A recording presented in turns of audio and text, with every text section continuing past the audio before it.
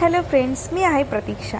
माझ्या डमीवर मी फार जास्त हेअरस्टाईलसाठी टॉंगनी कर्ल्स केले होते। फार हेवी कर्ल्स असल्यामुळं मी तिला खोललीही नाही।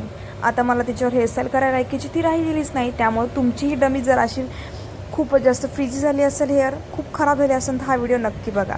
तर ह्यासाठी आपण हिचं हेअर वॉश करणार आहोत। तर बघू शकता ह्याच्यामुळे फार हेवी टॉंग केलेला आहे मी, फार जास्त तिचे कर्ल हे केलेले आहे। खूप जास्त ह्याच्यामध्ये बॅक कोम्बिंग ही मी केलेली आहे। फर्स्ट मी हिला डिटँगल फ्री करणार आहे।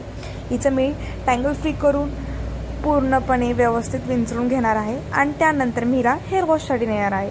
लक्षात ठेवायचं, हेअर वॉश करताना आपण शॅम्पू यूज करायचा नाही आहे। हेअर वॉश करताना आपल्याला फक्त आणि फक्त कंडिशनर किंवा मास्क यूज करायचा आहे। मी घेतलेला आहे मास्क मी पूर्ण हेअरवर अप्लाय केलेला आहे आणि आपण हे छानसं वॉश करून घ्यायचं आहे। खूप जण बोलतात की वॉश केल्याने केस खराब होतात, बट असं काय नसतं। जेवढे वॉश केल्याने तुमचे हेअर वेट राहतील, चांगले राहतील, तेवढेच तुमच्या हे डमीमध्ये स्मूथनेस आणि सिल्कीनेस तसंच राहणार आहे। त्यामुळं धुतलेले केस खूप चांगले असतात, डमीचे खराब होत नाही। बघू शकता तुम्ही, मी ह्याला 4 पार्टिशनमध्ये डिवाईड केलं आहे। एक साईडने मी ह्याचा ब्लो ड्राय केलेला आहे, तुम्ही रिझल्ट बघू शकता। एक साईडने किती सिल्की स्मूथ आणि स्ट्रेट दिसत आहे। ही पुन्हा एकदा हेअरस्टाईलसाठी रेडी आहे।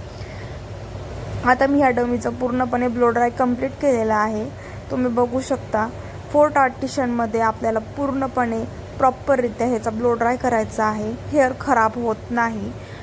सगळेजण म्हणतात की हेअर वॉश केल्याने केस खराब होतील डमीचे किंवा मग परत वापरण्यासारखे राहणार नाही, असं काय होत नाही।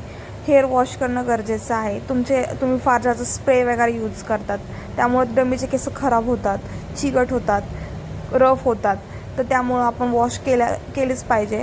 बघू शकता केस किती सिल्की स्मूथ आणि स्ट्रेट झालेले आहेत। आपण पुन्हा यावर हेअरस्टाईल करू शकतो सुंदर अशी, आपल्याला दुसरी डमी घ्यायची गरजच नाही। थँक्यू। असेच व्हिडिओ बघण्यासाठी माझ्या चॅनलला सबस्क्राईब करा।